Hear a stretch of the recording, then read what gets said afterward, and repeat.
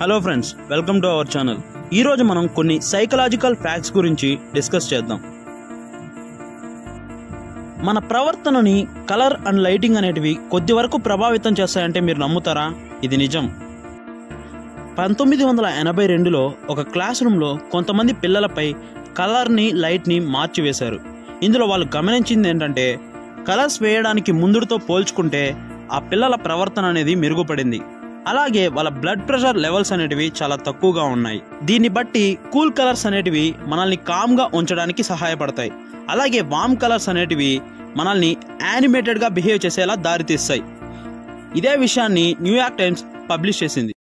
Next one, మీకు తెలుసా 90% of people చాలా విషయాలను నేరుగా వ్యక్తపరచలేక టెక్స్టింగ్ చేస్తూ ఉంటారు.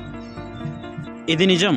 టెక్స్టింగ్ మనకి ఒక సెన్స్ ఆఫ్ కంఫర్ట్ని అలాగే డిస్టెన్స్ని ప్రొవైడ్ చేస్తుంది. దీనివల్ల మనం నార్మల్గా కంటే మన ఆలోచనల్ని ఫ్రీగా వ్యక్తపరుస్తాం. ఈ కారణంగానే చాలామంది టెక్స్టింగ్ చేయడానికి ఇష్టపడుతూ ఉంటారు. నెక్స్ట్ వన్, సివియర్ డిప్రెషన్ అనేది మన మెంటల్ హెల్త్నే కాకుండా మన సెల్స్లోని ఏజింగ్ ప్రాసెస్ని కూడా యాక్సలరేట్ చేస్తుంది. దాని అర్థం మనకి వయసు కాకపోయినా మనం వయసు పైబడిన వ్యక్తుల్లా కనిపిస్తూ ఉంటాం. నెక్స్ట్ వన్, మీరు వినే మ్యూజిక్ అనేది మీరు ప్రపంచాన్ని చూసే విధానాన్ని మార్చేస్తుంది. దాని అర్థం వివిధ రకాల మెలోడీస్ వినడం వల్ల మనలోని చాలా రకాల ఎమోషన్స్ మేల్కొంటాయి, అలాగే మన మూడ్ని మారుస్తాయి. సో నెక్స్ట్ టైం మీరు లోగా ఫీల్ అయినప్పుడు కొన్ని మంచి మ్యూజిక్ ట్యూన్స్ వినండి. దీనివల్ల మీకు మనశ్శాంతి కలుగుతుంది. సో మన బిహేవియర్ అండ్ పర్సెప్షన్ అనేటివి వేరియస్ ఫ్యాక్టర్స్ వలన ప్రభావితం అవుతూ ఉంటాయి.